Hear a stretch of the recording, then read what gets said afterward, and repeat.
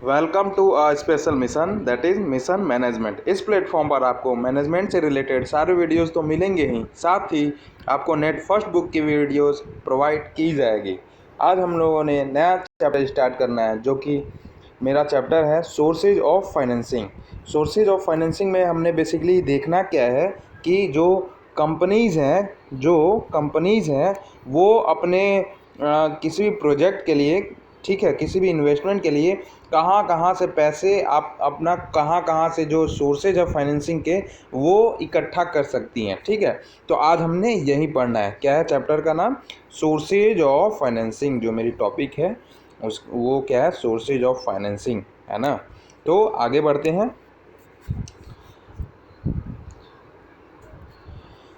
So basically there are, अगर मैं sources of financing की बात करूं तो it is broadly categorised into two categories. ठीक है, the first one is long term sources of financing and the second one is short term sources of financing.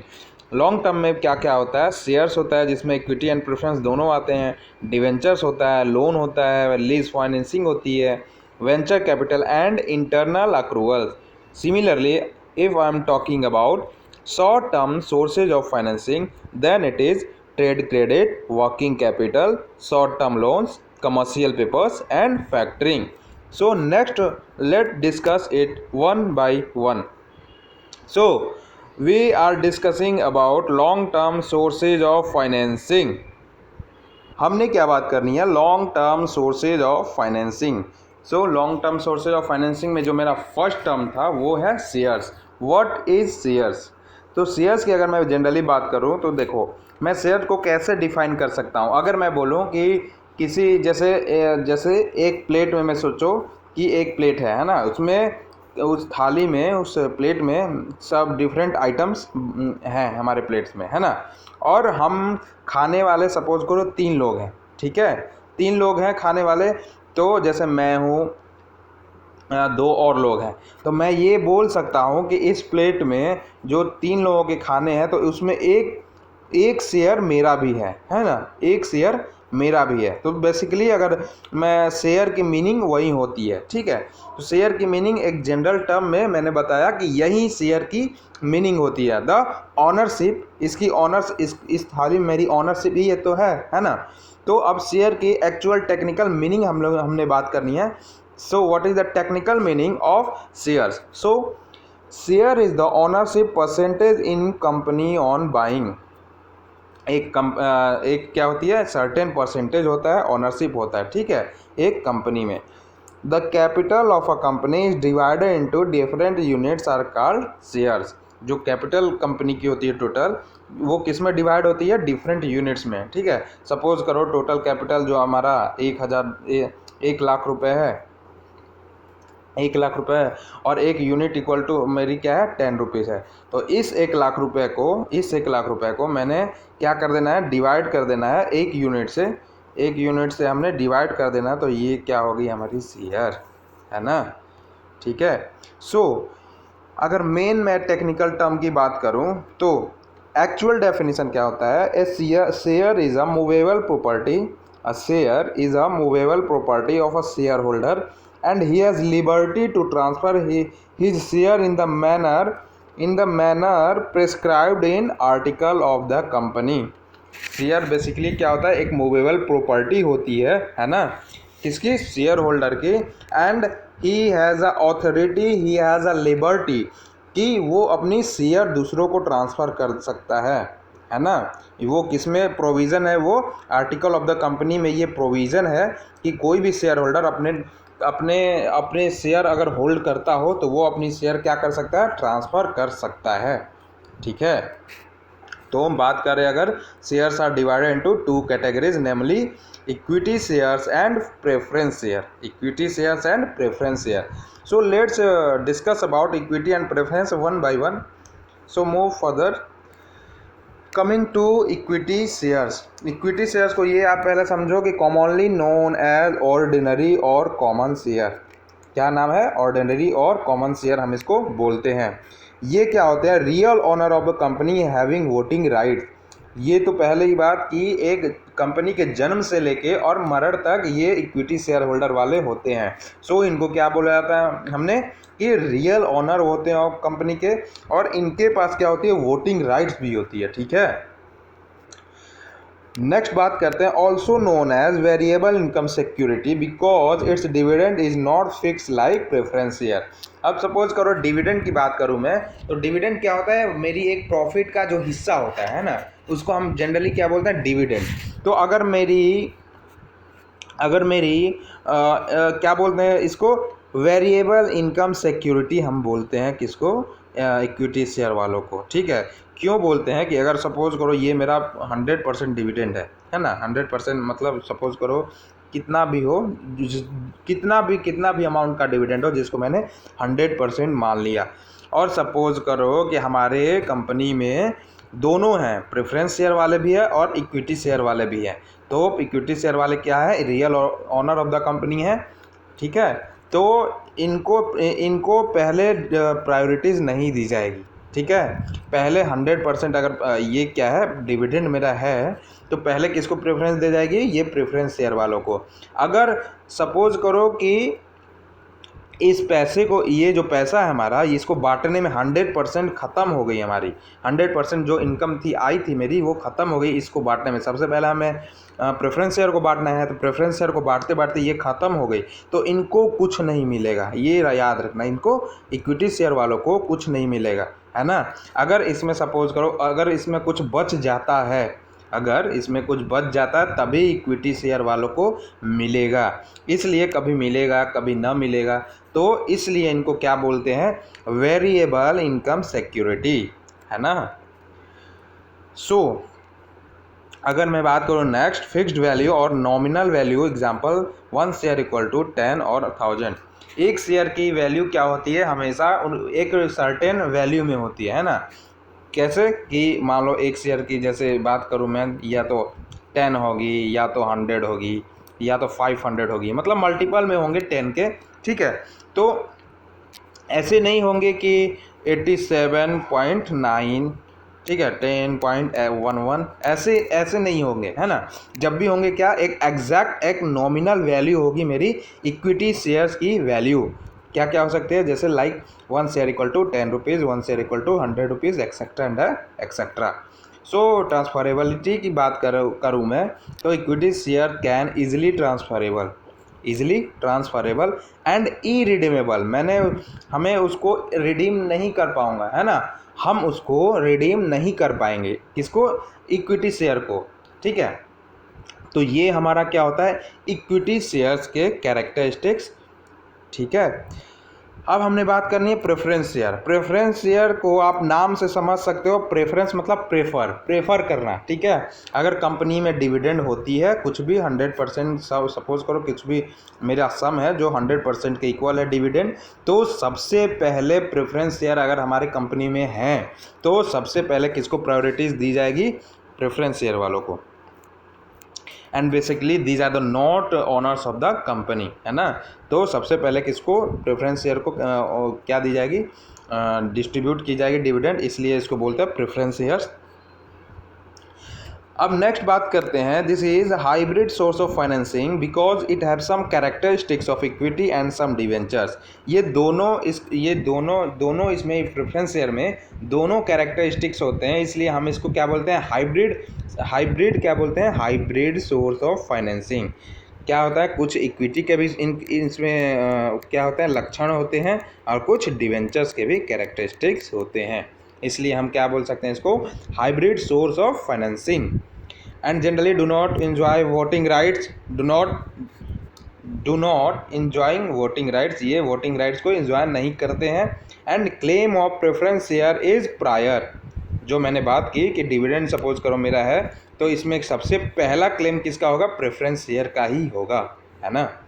And preference share is E redeemable ये होते हैं जब चाहे वो किसी certain time के बाद ये पैसे अपने विड्रॉ कर सकते हैं। इक्विटी शेयर नहीं कर सकते थे, ये क्या कर सकते हैं, पैसे विड्रॉ कर सकते हैं प्रेफरेंस शेयर। ठीक है, नाउ कमिंग नेक्स्ट, मेरा क्या है, debentures. So debenture, what is debenture? Debenture is an instrument issued by a company under a common seal acknowledging a debt. Okay. Debenture क्या होता है? जनरली आप समझो, debenture is a loan. Debenture is a type of loan जिसमें क्या होता है, मेरा फिक्स्ड इंटरेस्ट रेट होता है. फिक्स्ड हमें इंटरेस्ट रेट चार्ज करना पड़ता है ना, चार्ज होता है. और no voting rights, voting rights इसमें नहीं होते. एंड ये सिक्योर्ड एसेट्स होते हैं. सिक्योर्ड एसेट्स का मतलब क्या होता है कि अगर कंपनी अगर डिवेंचर इशू करी है ना, और कंपनी डिवेंचर का अमाउंट सपोज करो कि फेल कर गई वो अमाउंट देने में, तो उसकी पूरी क्या होगी, पैसे जो होगी वो गवर्नमेंट पे करती है ना. इसलिए क्या बोलते हैं, debentures is a secured assets. ठीक है. Now coming to next, term loan. What is term loan? Term मतलब मेरा ड्यूरेशन हो गया और लोन मतलब मेरा डेप्ट हो गया. तो ये दो वर्ड आप समझ सकते हो, दो वर्ड से आप बना के इसको लिख सकते हो. What is term loan? So term loan is basically it represents a source of debt finance, मतलब लोन है ना, which is generally repayable in more than 1 year but less than 10 years. Term loan कितने की है? डेब्ट finance से पहले तो है ना, जो उधार की फाइनेंस है, जो जनरली रीपेबल कितने सालों में रीपे हम कर सकते हैं, मोर देन 1 ईयर, 1 सालों से ज़्यादा, but less than 10 years, less than 10 years. ठीक है. Now lease financing. Lease financing मैं पहले भी आपको बता चुका हूँ क्या है, एक बार मैं दोबारा बताता हूँ. What is lease financing? So basically what is my lease financing? So देखिए आप, मेरा लीज फाइनेंसिंग होती क्या है. A lease is a contractual agreement where one party, that is owner of an asset, grants the other party the right to use the asset in return of periodic payment. Lease क्या होता है? Contractual, एक contract based agreement होता है जहां एक party जो होता है, जो कि ऑनर ऑफ द असेट्स होता है. सपोज करो कि मैं ऑनर ऑफ द असेट्स हूँ, है ना, मैं परमिशन दे दूंगा दूसरे पार्टी को कि ये लो मेरा जो असेट्स है वो आप यूज़ कर सकते हो. ठीक है. लेकिन उसके बदले सपोज करो एक मेरी कुछ असेट्स है ना, हमारी कुछ बाइक है, सपोज करो बाइक है, मैंने दूसरे पार्टी को दे दिया. मैंने बोला कि कुछ टाइम के लिए, कुछ पीरियड के लिए आप इसको यूज कर सकते हो. ठीक है. और उसके बदले मुझे कुछ कंसिडरेशन चाहिए, मुझे कुछ पीरियोडिक पेमेंट चाहिए. पीरियोडिक पेमेंट मतलब regular, the payment in regular interval of time. ठीक है. तो ऑनर को क्या हम लोग बोलेंगे? लेसर बोलेंगे. ऑनर को क्या बोलेंगे? लेसर बोलेंगे. And user of asset called lessee. ठीक है. And at the end of period the asset goes back to the owner. जब पीरियड, वो सपोज करो मैंने अपनी बाइक अपने किसी अदर पार्टी को दी थी 3 घंटे के लिए, है ना, तो at the end of the 3 घंटे, that particular 3 hours, it will be return back to me, back to owner, है ना. तो at the end of the period the asset goes back to the owner. Lease is generally long term, that is 12 month और more. Lease क्या होता है? Generally 12 महीने और उससे ज़्यादा का ही होता है ना. लीज और लीज, अगर मैं लीज और रेंट की बात करता हूं तो लीज क्या होता है? हमारी लॉन्ग टर्म की होती है ना, जो 12 महीने और 12 महीने से ज़्यादा भी हो सकता है, 10-20 साल के लिए लगभग. कंपनी अगर आती है FDI करने, जनरली मोस्टली कंपनी क्या होती है, लीज पे ही बिल्डिंग्स उठाती है ना, लीज पे बिल्डिंग उठाती है 10 साल 20 साल, वो कॉन्ट्रैक्ट करती हैं कि मुझे लीज पे क्या चाहिए, बिल्डिंग चाहिए, मुझे अपनी कंपनी चलानी है. तो वो कंपनी बेसिकली क्या करती है? लीजिंग करती है ना. और अगर हम रेंट की बात करें तो रेंट क्या होती है? शॉर्ट टर्म होती है, जनरली 12 मंथ्स और लेस, और 12 मंथ्स और मोर भी बोल सकते हो आप. So next is our venture capital. What is venture capital? So the capital which is available for financing the new business venture called venture capital. किसी नए बिजनेस को कैपिटल, जो किसी नए बिजनेस को जो फाइनेंसिंग करने के लिए हमने कैपिटल जो होता है वो क्या कहलाता है? हमारा वेंचर कैपिटल. ठीक है. They are generally startups. क्या होते हैं? ये स्टार्टअप्स होते हैं और they are generally risk takers. ये वेंचर कैपिटल क्या होता है? रिस्क टेकर्स होते हैं, है ना. ये सबसे पहले क्या करते हैं, देखो मैं बताता हूँ. सबसे पहले इन्होंने क्या करते हैं वेंचर कैपिटल की, पहले आपकी आइडिया सुनेंगे, है ना. आइडिया आप बता दोगे, अगर आइडिया से आपके ये सहमत हो गए तो आपको ये फाइनेंस करते हैं. ठीक है. आपको ये फाइनेंस करते हैं. आपको आपकी आइडिया अगर लगा इन्हें कि इनके आइडिया में हाँ कुछ दम है तो ही आपको फाइनेंस करेंगे, है ना। तो ये जनरली क्या होता है, risk takers. And the coming to next, मैंने लिखा है कि angel investor are generally an investor और an individual who supports startup. Angel investor क्या होता है, एक कोई इन्वेस्टर होता है, कोई इंडिविजुअल भी हो सकता है ना, जो बेसिकली क्या प्रमोट करता है, स्टार्टअप को प्रमोट करता है। अब हमने नेक्स्ट बात करनी है इंटरनल अक्रूवल्स। इंटरनल मतलब अंदर ही, ठीक है, विदिन, है ना। इंटरनल मतलब विदिन या अंदर, ठीक है। So this is generally cash profits generated by the business which are reinvested into business instead of being declared as dividend. Suppose करो कि एक इंटरनल अक्रूवल क्या होता है कि बिजनेस के अंदर अगर प्रॉफिट हुई है, सपोज करो 100% प्रॉफिट हुई है, तो मैंने इसको क्या करना है, डिविडेंड ना डिक्लेयर करके इसको हमने क्या करना है, बिजनेस में रीयूज के लिए ले लेना है ना। इसको हम क्या बोलेंगे, internal accruals. Okay, so internal accruals ये बेसिकली क्या होता है, कैश प्रॉफिट ही होते हैं, कैश प्रॉफिट होते हैं, हमेशा नगद प्रॉफिट होते हैं, ठीक है। तो कैश प्रॉफिट या इंटरनल अक्रूवल्स हम कैसे निकाल सकते हैं, profit after tax plus depreciation plus interest on tax minus dividend, जो हमने डिविडेंड नहीं डिक्लेयर करना है ना, डिविडेंड हमें डिक्लेयर नहीं करना है, तो हमने माइनस डिविडेंड यहाँ कर दी। Okay, so these are internal accruals. Now coming to short term of financing. Short of financing में फर्स्ट हमारा जो है trade credit. What is trade credit? Credit extended by one trader to another when the goods and services are bought on credit. Suppose करो मैंने एक उधार लिया किसी के यहाँ से सामान, तो उसने क्या किया, उधारी में कुछ हमें सहूलियत दे दी, कुछ दिन क्या किया, एक्सटेंड कर दिए। जनरली शॉर्ट टर्म मैंने बात करनी है ना, तो एक्सटेंड कर दिए तो उसे हम क्या बोलेंगे, ट्रेड क्रेडिट। वो सपोर्ट ही एक तरह से कर रहा है ना, मॉनेटरी या इन मॉनेटरी किसी भी सेंस में वो क्या कर रहा है, सपोर्ट ही कर रहा है, तो वो हमारा क्या हो गया, ट्रेड क्रेडिट। अब हमें बात करनी है working capital. What is working capital? So generally there are some commercial banks who advance loan to some small size firm to meet their day to day operations. तो जनरली कुछ commercial banks होते हैं, कुछ जो क्या करते हैं, small industry, small firms को अपने डे टू डे ऑपरेशन जो मीट करने के लिए कुछ फंड देते हैं, उसको हम क्या बोलते हैं, वर्किंग कैपिटल। वर्किंग कैपिटल ऐसे भी आप जानते हो कि वर्किंग कैपिटल क्या होती है, जो हमारी डे टू डे ऑपरेशंस को मीट करे, वो हमारी क्या होती है, वर्किंग कैपिटल। तो वर्किंग कैपिटल हम क्या बोल सकते हैं, current assets minus current liability. ये हम इससे क्या करते हैं, वर्किंग कैपिटल जो हमारी टोटल करेंट एसेट्स है उसको हम अगर करेंट लाइबिलिटी से माइनस कर दे तो हमारी क्या हो जाती है, वर्किंग कैपिटल, वर्किंग कैपिटल, ठीक है। अब मैंने बात करें शॉर्ट टर्म लोन, तो ये भी सेम क्या है, कमर्शियल बैंक ही देती है, जो उसकी लोन की जो पीरियड होती है जनरली शॉर्ट टर्म होती है इसमें, है ना।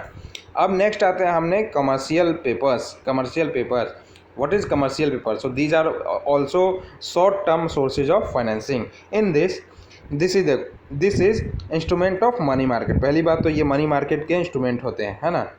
दो हमारे पास मार्केट थे, एक मनी मार्केट, एक कैपिटल मार्केट। तो मनी मार्केट की है, आप ये देख लेना पीछे प्रीवियस वीडियो, उसमें मैंने मेंशन किया हुआ है what is capital and what is money market, है ना।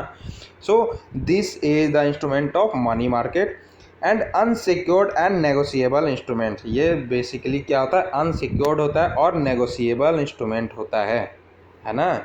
Issued in form of promissory note, promissory note के फॉर्म में इशू किया जाता है। प्रोमिसरी नोट मतलब मैं बोल सकता हूँ कि उस पर जैसे उस पर क्या होता है, एक प्रॉमिस का स्टाम्प लगा हुआ होता है, एक जो ऐसे नोट होती है ना, उस पर क्या होता है, प्रॉमिस का स्टाम्प लगा हुआ होता है। उस पर ये मेंशन होता है कि इन सर्टेन टाइम, ठीक है, एक सर्टेन टाइम के बाद मैं आपको एक जो पर्टिकुलर सम ऑफ अमाउंट है वो मैं वापस कर दूंगा, तो वो हमारी क्या होती है, प्रोमिसरी नोट, है ना। तो कमर्शियल पेपर क्या होता है, issued in form of promissory note, issued by highly rated company. जो हाईली रेटेड कंपनी, जो बड़े बड़े एमएनसीज होते हैं, हाईली रेटेड होते हैं, उसके द्वारा ये क्या करते हैं, इशू की जाती है ये कमर्शियल पेपर्स, है ना। High rate of interest, so it is unsecured. इसमें बहुत ही ज़्यादा इंटरेस्ट रेट जो होती है, बहुत ही ज़्यादा हाई रेट होती है ना। तो क्या होता है, इसलिए ये अनसिक्योर्ड माना जाता है, ठीक है। Issue minimum for 7 days, minimum 7 दिनों के लिए इशू की जा सकती है, एंड मैक्सिमम फॉर 364, 1 साल के लिए इशू की जा सकती है 364। And CPs commercial papers are used issued in multiple of 5 lakhs 10 lakhs, multiple में जितने भी अगर इशू किए जाएंगे तो हमेशा क्या क्या होंगे, 5 लाख या 5 के मल्टीपल में ही जो इशू किए जाएंगे। सपोज 5 लाख 10 लाख 15 50 100, ठीक है। तो ऐसे कमर्शियल पेपर्स क्या होते हैं, इशू किए जाते हैं, है ना। अब हमने बात करनी है factoring. What is factoring? So factoring is a financial transaction and a type of debtor finance where a business sells is accounts receivable to a third party called a factor and may receive payment in advance. A business will sometimes sell it receivable to meet its present needs. अब देखो इसमें क्या होती है, factoring हमारी क्या होती है। सपोज करो कि मेरी एक कंपनी है, मैं फैक्टरिंग बता रहा हूँ, है ना। फैक्टरिंग सिंपल लैंग्वेज में मैं बता रहा हूँ कि फैक्टरिंग होती क्या है। सपोज करो ये मेरी एक कंपनी है ना, ये मेरी कंपनी है ए, कंपनी ए है ना। अब क्या होगी, कंपनी ए ने इशू किया हमारा, सपोज करो 500 शेयर, 500 शेयर इशूज़ किए, ठीक है। तो ज़रूरी नहीं है कि 500 शेयर में से ये पूरा का पूरा सब्सक्राइब ही हो जाए, है ना, पूरा का पूरा सब्सक्राइब ही हो जाए। सपोज करो 300 शेयर सब्सक्राइब हो गए, है ना, 300 शेयर क्या हो गए, सब्सक्राइब हो गए, 200 अभी भी बचे हैं, है ना, 200 अभी भी बचे हैं। तो कंपनी क्या करेगी, एक थर्ड पार्टी को हायर करेगी, जिसको हम क्या बोलते हैं, फैक्टर, जिसको हम क्या बोलते हैं, यहाँ देखो फैक्टर, है ना। अब इसको कंपनी क्या करेगी, फैक्टर हायर करेगी, और फैक्टर हायर करेगी, ठीक है। और इस फैक्टर को क्या बोलेगी कि ये 200 जो मेरा शेयर है वो आप बेच दो, वो तुम क्या करो, बेच दो, ठीक है। अब मैंने 300 को निकाल दिए, 200 आप बेच दो। तो कंपनी ऐसे तो शेयर नहीं दे देगी, तो फैक्टर क्या करेगा, फैक्टर क्या करेगा कि कुछ पैसे दे देगा इस कंपनी को, इस कंपनी को कुछ पैसे दे देगा, है ना। और ये 200 शेयर ले लेगा, 200 शेयर ले लेगा, और अपने रेट के अकॉर्डिंग ये 200 शेयर वो ओपन मार्केट में क्या करेगा, बेच देगा, सेल कर देगा। तो ये क्या कहलाता है, ये कंपनी, इससे क्या होती है, कंपनी को पहले तो 200 शेयर के पहले पैसे मिल गई, है ना, 200 शेयर के पैसे मिल गई, और ये क्या कहलाता है, उस पर कमीशन भी लेता है, ये कमीशन लेता है, ठीक है। तो ये कंपनी को क्या हो गई, 200 शेयर फैक्टर को बेच दिए, और उस पर क्या कर ली, पहले पैसे ले ली, तो ये उसका बेनिफिट हो गया, है ना। सो आप देख सकते हो, a business will sometimes sell its receivable to meet its present needs. अपने उसको रिसीवेबल को क्या करती है, बेचती है, ताकि उसकी प्रेजेंट नीड्स जो हो कभी कभी फुलफिल हो सके, है ना। तो ये होती है हमारी बेसिकली फैक्टरिंग। नेक्स्ट बात करते हैं private equity. What is private equity? So private equity consist of investors and funds that make investment into private companies. Private equity क्या होता है, कंसिस्ट ऑफ इन्वेस्टर एक होते हैं, और funds that make investment into private company, जो private company में क्या करते हैं, इन्वेस्टमेंट करते हैं, है ना, वो उसको प्राइवेट इक्विटी बोलते हैं, है ना। They are not risk taker, ये बेसिकली क्या होता है, रिस्क टेकर नहीं होते हैं। And they invest in some reliable company, जो पहले से जो प्रॉफिटेबल बिजनेस है, जो प्रॉफिटेबल बिजनेस है, या जो पहले से उसकी हिस्ट्री काफ़ी अच्छी है, उसकी गुडविल काफ़ी अच्छी है ना, मार्केट में, तो उसमें ये इन्वेस्ट करते हैं पैसा, ठीक है। मैंने बोला कि they invest in some reliable company, उसकी पास्ट ट्रेंड चेक करते हैं कि ये कंपनी अगर पैसा इसमें इन्वेस्ट की तो ये कंपनी भागेगा तो नहीं बाहर, या फर्जी कंपनी तो नहीं है। तो ये सब ऐसे चेक करके करते हैं ताकि मेरा लॉस ना हो, है ना। Majority of private equity consist of institutional investor, क्या होता है, इंस्टीट्यूशनल इन्वेस्टर मेजॉरिटी क्या, प्राइवेट कंपनी कंसिस्ट करते हैं, है ना। जो इंस्टीट्यूशनल के इन्वेस्टर होते हैं वो प्राइवेट इक्विटी में जनरली आते हैं, ठीक है। And usual duration of stay of private equity company in usual duration of stay of private equity in company is 3 to 6 years. किसी भी प्राइवेट इक्विटी को किसी भी कंपनी में कितना ड्यूरेशन रहना चाहिए, ड्यूरेशन क्या होना चाहिए, 3 to 6 ईयर। वो 3 to 6 ईयर रह सकते हैं किसी भी कंपनी में, है ना। तो प्राइवेट इक्विटी देखो कैसे क्या करते हैं, प्रोसेस उनका क्या है। इस इन्वेस्टमेंट के पहले तो फंड को क्या करेंगे, फॉर्मेशन करेंगे। फंड फॉर्मेशन मतलब फंड कहीं से भी इकट्ठा करेंगे, ठीक है। फिर किसी क्या करेंगे, प्रॉफिटेबल बिजनेस में, रिलायबल बिजनेस में इन्वेस्ट करेंगे, इन्वेस्ट कर देंगे, है ना। फिर क्या करेंगे, इन्वेस्ट करने के बाद जो रिटर्न आएगा उसको मैनेज करेंगे, तो इसको क्या हम बोलते हैं, मैनेजमेंट स्टेज। तो जनरली ये सब करने में सारे प्रोसेस और 3 to 6 ईयर लग ही जाते हैं, है ना। तो और मैनेजमेंट जब हो गया तो वो क्या कर लेंगे, धीरे से निकल लेंगे, जो कि एग्जिट स्टेज मेरा हो जाएगा। तो ये है हमारा प्राइवेट इक्विटी। तो आई होप कि आपको वीडियोज़ ये पसंद आई होगी। मैंने सारा कुछ जो हमारे सोर्सेज ऑफ फाइनेंसिंग है वो सारा एक्सप्लेन कर दिया है। अब मैंने नेक्स्ट वीडियो में मैंने बताना है कि what is international sources of financing. जब कंपनी को बियॉन्ड इंडिया या बियॉन्ड बॉर्डर जाना होता है तब वो क्या यूज़ करती है। तो अगले वीडियो में हम बात करने वाले हैं कि इंटरनेशनल सोर्सेज ऑफ फाइनेंसिंग। तब से आप ये वीडियो एंजॉय करो, वीडियो देखो, ना समझ में आए दोबारा देखो, है ना। सो अपने इस मिशन को सब्सक्राइब करो, लाइक करो, कमेंट करो और बेल आइकन दबाना ना भूलें। Keep learning, keep watching, thank you.